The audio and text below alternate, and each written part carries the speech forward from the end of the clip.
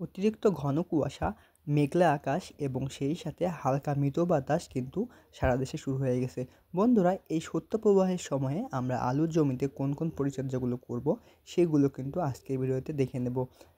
এখন প্রায় তাপমাত্রা 12 থেকে 15 ডিগ্রির মধ্যবর্তী সময় এবং সেই সাথে দেখা যায় যে প্রায় সারাদিনই কুয়াশা পড়ে এবং সেই সাথে হালকা মৃদু বাতাস। এই সময়ে কিন্তু আমাদের আলুর গাছের বিশেষ পরিচর্যা করতে হবে। যদি আপনার আলুর গাছের বয়স 40 থেকে 50 দিনের কম হয়, সেক্ষেত্রে আপনারা শুধুমাত্র ম্যানকোজেব গ্রুপের ওষুধ অথবা প্রোপেনেব গ্রুপের যে ছত্রাকনাশকগুলো আছে, এগুলো কিন্তু আপনার জমিতে প্রয়োগ করবেন। সেক্ষেত্রে অবশ্যই আপনার ম্যানকোজেবের একটু মাত্রাটা বাড়িয়ে দেবেন, অর্থাৎ প্রতি লিটার পানিতে আপনারা 3 থেকে 4 গ্রাম পর্যন্ত ম্যানকোজেব নিয়ে আপনারা যদি প্রতি 5 থেকে 6 দিন অন্তর অন্তর আপনাদের এই আলুর জমিতে স্প্রে করেন, তাহলে আপনাদের আলুর জমিতে আর্লি ব্লাইট বা লেট ব্লাইটের যে প্রাদুর্ভাব দেখা দেয় সেটা কিন্তু আর দেখা যাবে না। এবং আপনাদের যদি আলুর গাছের বয়স যদি 40 থেকে 50 দিনের বেশি হয়, অর্থাৎ মোটামুটি 50 দিনের বেশি হয়, সেক্ষেত্রে কিন্তু আপনারা আপনার আলুর জমির অবস্থান বুঝে, অর্থাৎ আলুর জমির পরিস্থিতি বুঝে আপনারা কিন্তু ম্যাকড্যাক্সিল গ্রুপের ছত্রাকনাশক প্রয়োগ করতে পারবেন।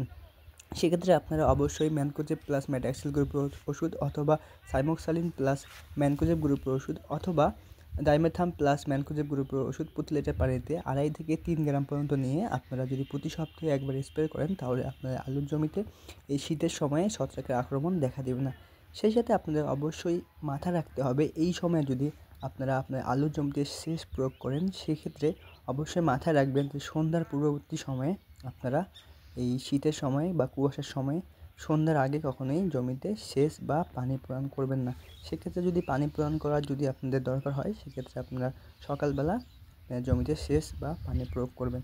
না হলে কি হবে, আপনাদের উপর থেকে যে কুয়াশা পড়বে এবং রাতের বেলা নিচ থেকে একটু ঠান্ডাটা বেশি ধরে, তো উপরে কুয়াশা এবং নিচের যে রস থাকবে, এই দুটা মিলে কিন্তু আপনাদের জমিতে ছত্রাকের প্রাদুর্ভাবটা বেড়ে যেতে পারে এবং আপনাদের আলুর গাছগুলো নষ্ট হয়ে যেতে পারে।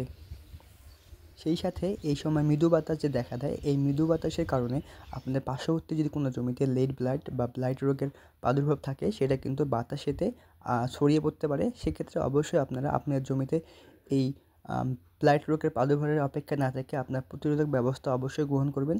অনেক কৃষকরা আসে যে যতক্ষণ পর্যন্ত তাদের জমিতে রোগবালাই আক্রমণ করে না, ততক্ষণ কিন্তু স্প্রে করতে চায় না। তো ওই সকল চাষি ভাইদের বলবো যে এই শীতের সময় অবশ্যই আপনারা শিডিউল মেনটেন করে প্রতি 5 থেকে 6 দিন অন্তর অন্তরই কিন্তু আপনার জমিতে এই ছত্রাকনাশকগুলো স্প্রে করবেন।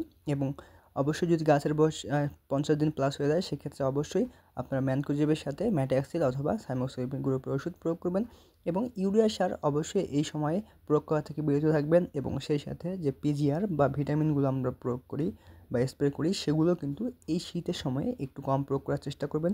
এবং আপনারা যদি প্রয়োজন না হয়, সেক্ষেত্রে প্রয়োগ না করাই ভালো। এতে করে কিন্তু আপনার আলুর জমিতে এই ছত্রাকের প্রাদুর্ভাবটা বেড়ে যেতে পারে এবং আপনাদের আলুর জমিগুলো নষ্ট হয়ে যেতে পারে। আশা করি ভিডিওটি আপনাদের উপকারে আসবে। আলু চাষের যে কোনো তথ্য ও পরামর্শ পেতে আমার চ্যানেলটি সাবস্ক্রাইব করে রাখতে পারেন। আপনাদের সবাইকে অসংখ্য ধন্যবাদ।